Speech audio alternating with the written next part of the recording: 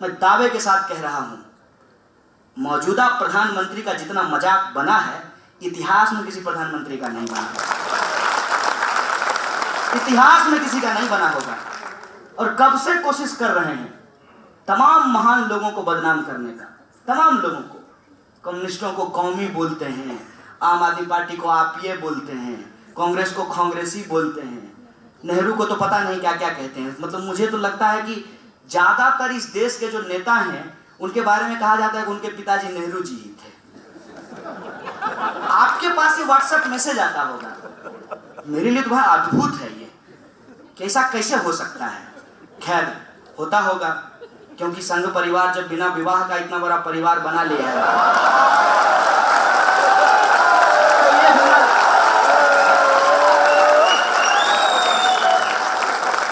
ये हुनर शायद उनको मालूम होगा, हम लोगों को नहीं मालूम है। तो ये हमेशा बदनाम करते रहते हैं लोग। बदनाम क्यों करते हैं? ताकि लोग इनके ऊपर सवाल नहीं खड़ा करें। कई बार तो ऐसा होता है कि मोदी जी भूल जाते हैं कि वो अब अपोजिशन के नेता नहीं, देश के प्रधानमंत्री हैं, और जाकर के कहते हैं कि इस देश में बिजली नहीं आई, इस देश में जो है अमुक काम नहीं हुआ, इस देश में फलाना नहीं हुआ। और चुनाव प्रचार में जाकर के याद ही नहीं रहता है कि उनको प्रधानमंत्री है।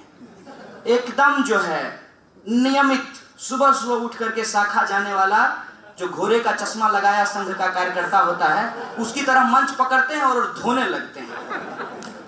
कोई रुक करके उनको धीरे से, आप क्या क्या किए जरा बता दीजिए।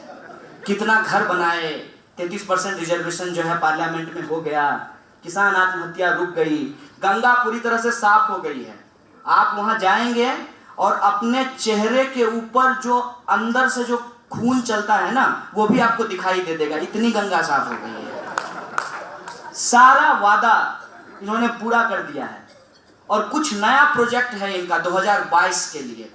तो ये कार्यक्रम जो है हुए हैं, और उस कार्यक्रम की असलियत क्या है वो मैं आपसे थोड़ा कह देता हूं।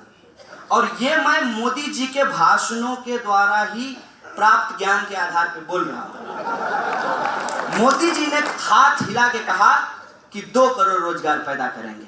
इनका सरकारी डिपार्टमेंट कहता है कि 1,35,000 रोजगार पैदा हुआ, और डिमोनेटाइजेशन के बाद 15 लाख नौकरियां चली गई। दूसरा, महंगाई कम करेंगे। महंगाई के बारे में क्या कहना, जब भी आप जाते हैं पेट्रोल पंप पे आपको अच्छा दिन दिख जाता होगा, मीटर में प्रति लीटर अच्छा दिन आपको दिखता होगा। और घर घर बिजली पहुंच गई, और उस घर घर बिजली पहुंचने का नतीजा ये हुआ कि इस देश के 37% स्कूलों में बिजली नहीं है, क्योंकि घर में बिजली पहुंचा रहे थे तो स्कूल छूट गया था। और इनका वादा ये था कि किसान पे तो अत्याचार होगा ही नहीं, और उसका नतीजा क्या हुआ है कि एक साल में 12,000 किसान औसतन आत्महत्या करते हैं। और जो कंपनी को इन्होंने अपने ही नाम पे, एक तो इनको अपने नाम से कितना प्रेम है। हो सकता है कि कल को सरकार की तरफ से ये घोषणा आए, जैसे आया है ना कि मरने के बाद भी आपको आधार बनाना पड़ेगा। कहां से बुद्धि आती है कि कोई इंसान मर जाएगा तो आधार कैसे बनवाएगा? मैंने ज्ञान की बात देखी, कितने ज्ञानी है। चलिए ज्ञान है, अब आधार कार्ड जैसे जरूरी है, कल को ये भी हो सकता है कि आपको अपने बेटे का नाम मोदी रखना पड़े। इनको अपने नाम से इतना प्रेम है, ये जो खाते हैं, ये जो पहनते हैं, ठीक है। इसीलिए तो योगी जी के नाई का इंटरव्यू किया टीवी वालों ने। पता है क्यों? क्योंकि कल को हो सकता है कि आपको भी बाल छिलवाना पड़े, इसलिए आपको बुद्धि होनी चाहिए कि बाल कैसे कटवाया जाता है, गंजा कैसे रहा जाता है। अरे क्या लेना देना है इस देश को भाई, कि आप कैसे नहाते हैं, कैसे खाते हैं, कहां जाकर के बाल मुड़वाते हैं, क्या लेना देना है इस देश को? ये सारी चीजें ही महत्वपूर्ण हो गई। तो जो कार्रवाई इन्होंने किया है उन्हीं से जो है हम डेटा प्राप्त करते हैं। आजकल इनको मतलब सीमा पे जो जवान लड़ रहे हैं उनसे गजब की मोहब्बत उमड़ गई है। तो हमको तो लगता है खैर मोदी जी को तो बच्चा नहीं है, बाकी जितना भाजपा नेता को बच्चा है वो सब फौज में भेजने वाला है। ऐसा ही है क्या? हमको कहता है कि तुम सेना के खिलाफ बोलते हो। हम सेना के खिलाफ नहीं बोलते हैं, सेना का सच बोलते हैं। पता है क्यों? क्योंकि मेरे घर से 16 लोग फौज में नौकरी करते हैं, और मेरा अपना कजिन भाई जो है वो इंसर्जेंसी में सीआरपीएफ की नौकरी करते हुए मारा गया है। मैं शहीद के परिवार से आता हूँ और आपके तरह मेरे भी नाना जी जो है वो स्वतंत्रता सेनानी थे। इसलिए मैं इस पर सवाल पूछता हूँ।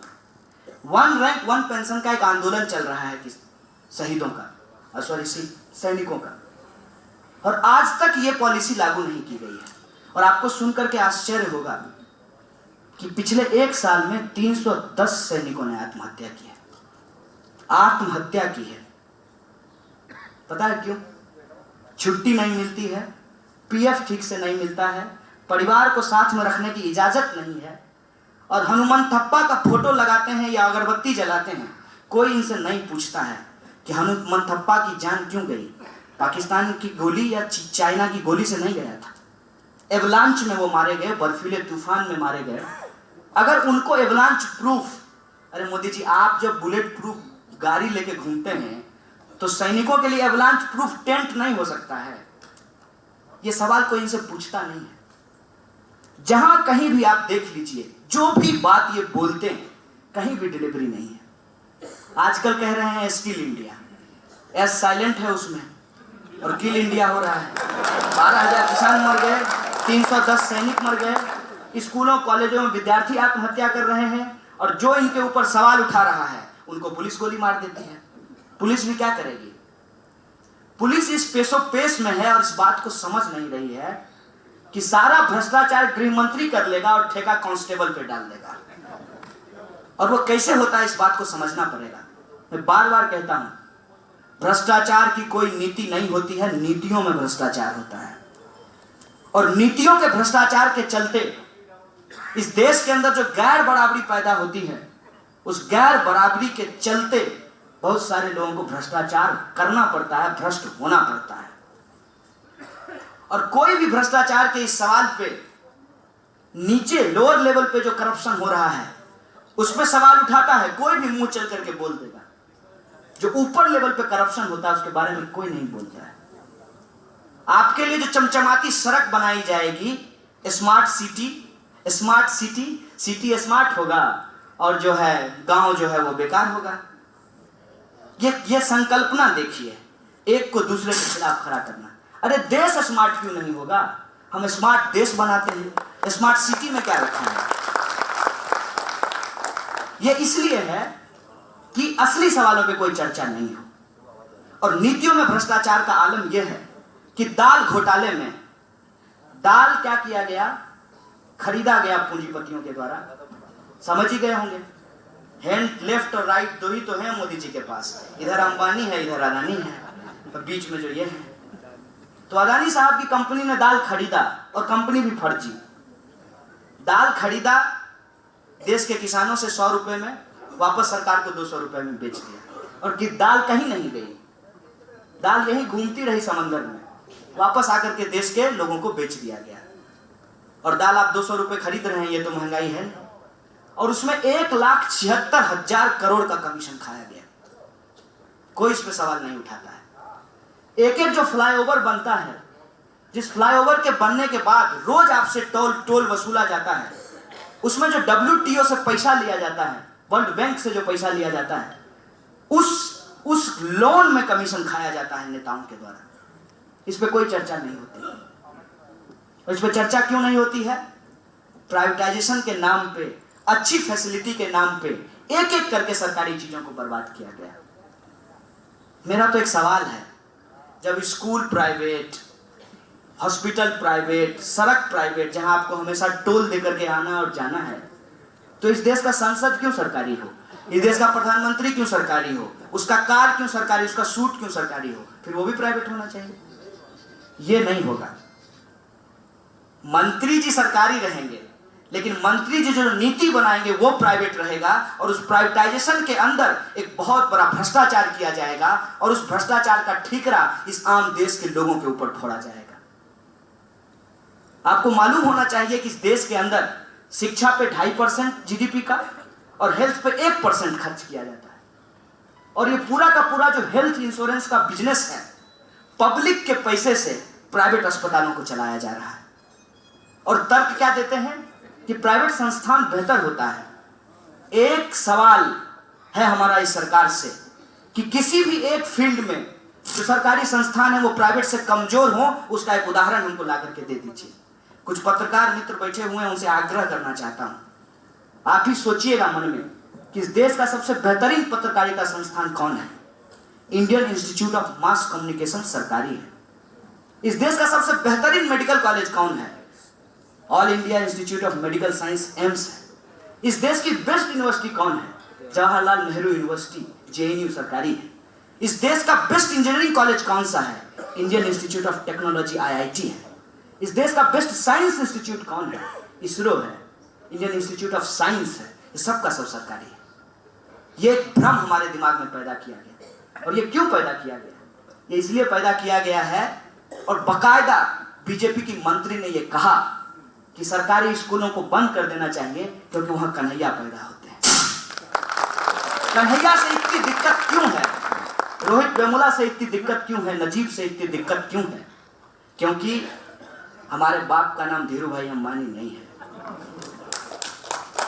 और मैं इस बात का प्रिविलेज नहीं हूं कि मां के कोख में पहुंचते ही हमारे पास करोड़ों की प्रॉपर्टी आ जाती है। हम इस देश की मेहनत का आवाम हैं, जो इस देश को अपनी मेहनत से चलाते हैं। और जब हम चलाते हैं तो अपनी ही मेहनत से उन संस्थानों में पहुंचते हैं।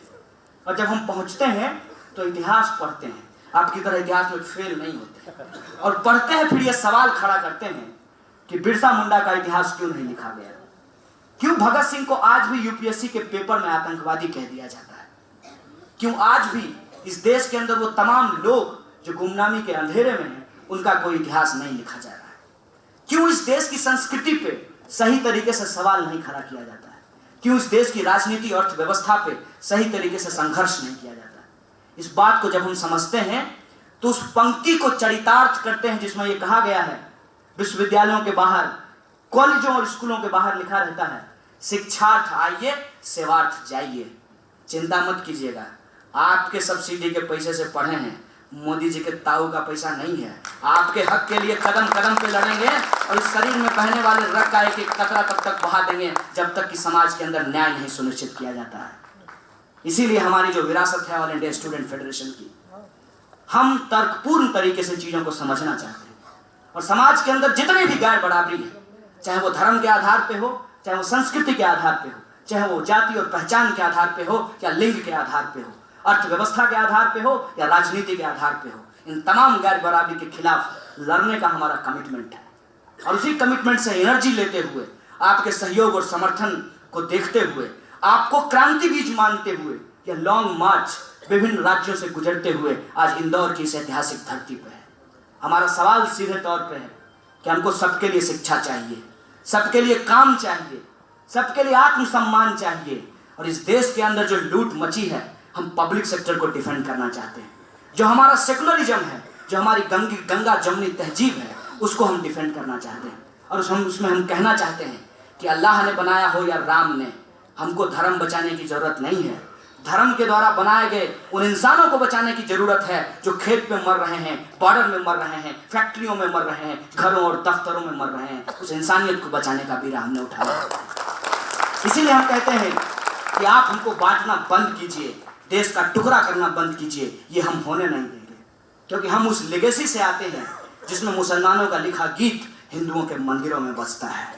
इसीलिए उस लेगेसी को हम बार बार इन्वोक करना चाहते हैं, उसको बचाना चाहते हैं। और हमने तय किया है कि हर सूरत में हम सेकुलरिज्म को डिफेंड करेंगे, हर सूरत में हम अपनी भागीदारी मांगेंगे, क्योंकि हम कहते हैं कि हम मेहनत कर जग वालों से जब अपना हिस्सा मांगेंगे, एक खेत नहीं, एक बाग नहीं, हम सारी दुनिया मांगेंगे। सारी दुनिया में न्याय की स्थापना के लिए, भागीदारी के लिए हम कह रहे हैं कि प्राइवेट सेक्टर में भी रिप्रेजेंटेशन इंश्योर किया जाए।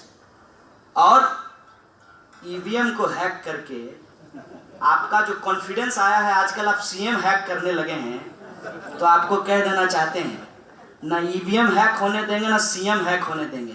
और यह जो चुनावी प्रक्रिया है जिसमें 31% वोट लेकर के आप अपना 56 इंच का सीना दिखा रहे हैं, तो हम 69% के लोग हैं। छोटी लकीर के सामने एक बड़ी लकीर खींच करके आपको हराएंगे और चुनाव सुधार करके एक प्रोपोर्शनल रिप्रेजेंटेशन को स्थापित करके यह जो अल्पसंख्यक की सरकार बनती है, अल्पमत की सरकार बनती है उसको हम बहुमत की सरकार बनाएंगे। 100 हमको 31% की नहीं 100% की सरकार चाहिए, इसलिए हम इलेक्टोरल रिफॉर्म की भी बात करें। इन मुद्दों को लेकर के कि इस देश के नौजवानों को जानबूझ करके भीड़ हिंसा में झोंका जा रहा है। व्हाट्सएप यूनिवर्सिटी के द्वारा अलग अलग तरह का गलत इंफॉर्मेशन फैला करके उनको भीड़ का हिस्सा बनाया जा रहा है और सरेआम लोगों की हत्या की जा रही है। उस हत्या को रोकने के लिए और युवकों का जो असली सवाल है रोजगार का सवाल, हम कह रहे हैं कि हमने जितनी पढ़ाई की है, हमारी पढ़ाई की हमारी योग्यता के हिसाब से हमको नौकरी दीजिए। अगर नौकरी नहीं दे सकते हैं तो बेरोजगारी भत्ता दीजिए, क्योंकि संसद में बैठ करके आप भी कोई काम करते नहीं है, चिल्लम चिल्ली करते हैं। तो आप जब भत्ता ले सकते हैं तो हम भी बेरोजगार होने के नाते इस देश में भत्ता के हकदार हैं। ये हमारा संवैधानिक अधिकार है। इसीलिए हम कह रहे हैं कि Bhagat Singh national employment guarantee act बनना चाहिए।